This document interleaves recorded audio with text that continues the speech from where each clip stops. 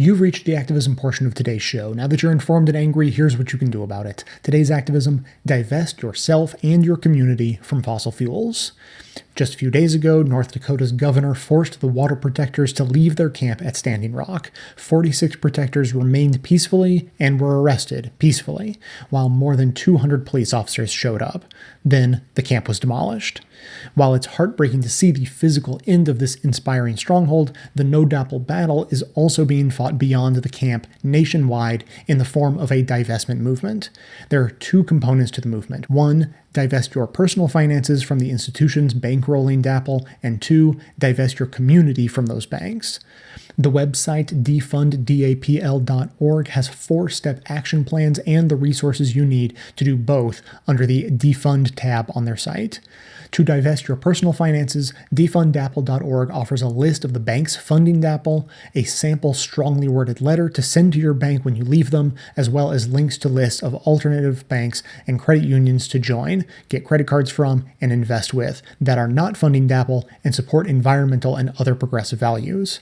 They also provide suggested social media posts to announce your divestment, tag your bank, and use the hashtag DefundDAPL to encourage others to divest too.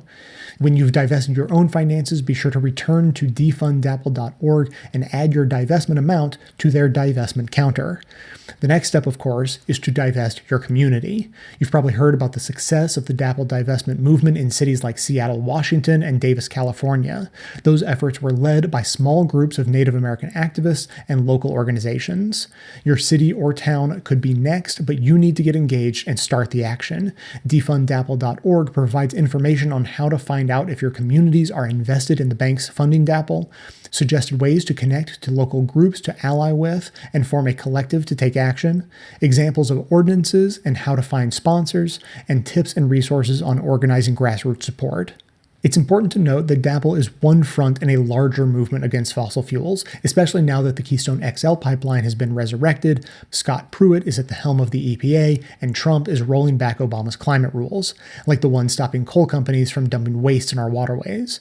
Divestment is the climate movement's most effective tool in a crony capitalist, Wall Street-owned society, and we should wield it whenever possible. But we also need to get in the streets. So, save the date for April 29th for the second People's Climate March, this time in Washington, D.C., with sister marches across the country. Go to peoplesclimate.org to learn more. Again, we want to ask that you help us in our work to amplify the most effective activism. If you've come across an action or new organization that is doing great work getting people engaged to resist the Trump agenda, please share it with us by emailing amanda@bestofleft.com.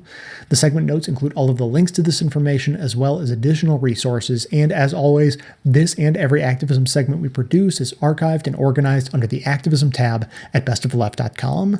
So if pulling the rug out from under an industry that is destroying our planet is important to you, be sure to hit the share buttons to spread the word about divesting yourself and your community from fossil fuels via social media so that others in your network can spread the word too.